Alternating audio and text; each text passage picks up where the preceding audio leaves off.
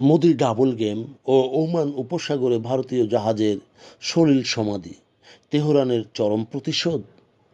বন্ধুগণ, ভারত মহাসাগর থেকে ওমান উপসাগর শান্ত জলরাশি, এখন বারুদের গন্ধে ভারী, কিন্তু না।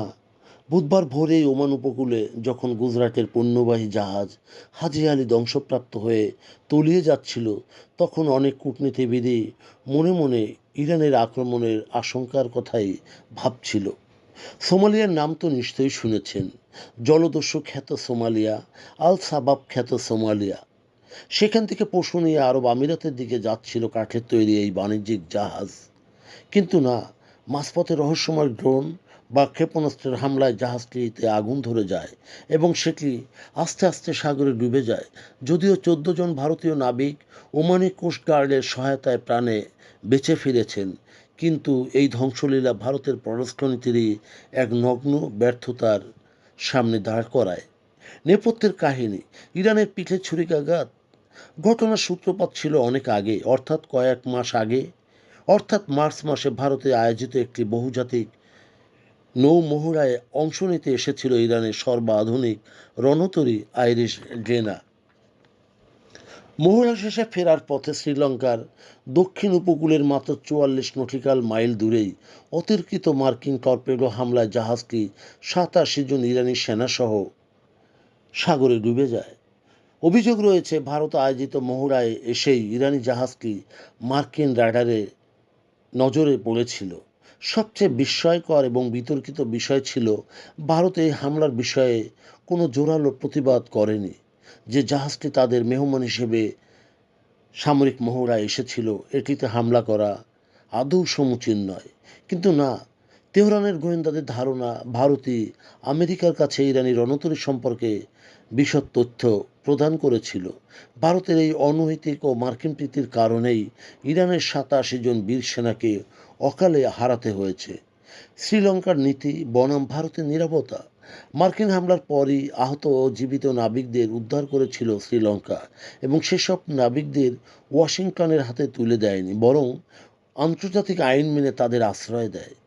এদিকে অন্য একটি ইরানের জাহাজ আইরিশ লাভানো ভারতে অবস্থানকালে ভারতের ভূমিকা ছিল রহস্যজনক। একদিকে ইরানের সঙ্গে ভারতের বন্ধুত্ব, অন্যদিকে মার্কিনীদের সাথে হাতে হাত মিলে কাজ করা, এই দ্বিচারিতা ইরান সহজভাবে মেনে নেয়নি।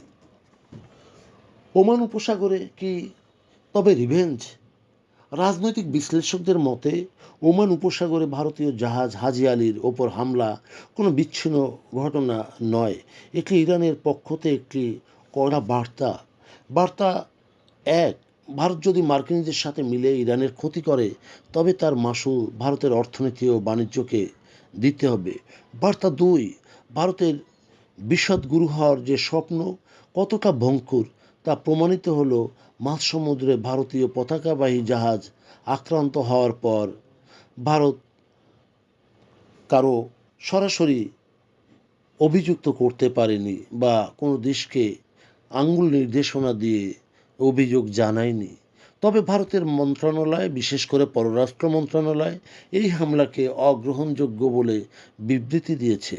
গত এক সপ্তাহে এটি ছিল ভারতের দ্বিতীয় কোনো জাহাজডুবি। এর আগে আল ফয়েজ নূর নামের জাহাজটি ক্রসফায়ারের কবলে পড়ে ডুবে যায়। ভারতের বর্তমান সরকার একদিকে ইরানের সাথে নিজেদের বন্ধু বলে দাবি করে, অন্যদিকে আমেরিকার স্বার্থ রক্ষায় এবং আঞ্চলিক স্থিতিশীলতা নষ্ট করে। মূলত জাহাজডুবির ঘটনায় ভারতের নড়বড়ে সুবিধাবাদী পররাষ্ট্রনীতির একটি প্রতিচ্ছবি প্রকাশ হয়ে পড়ে। বন্ধুগণ, যদি আমাদের এই তথ্য গল্প আপনার ভালো লাগে, তাহলে লাইক এবং শেয়ার দিন, এবং আজ আমাদের সঙ্গে থাকার জন্যে ধন্যবাদ। আমাদের ফলো দিন এবং সাবস্ক্রাইব করুন।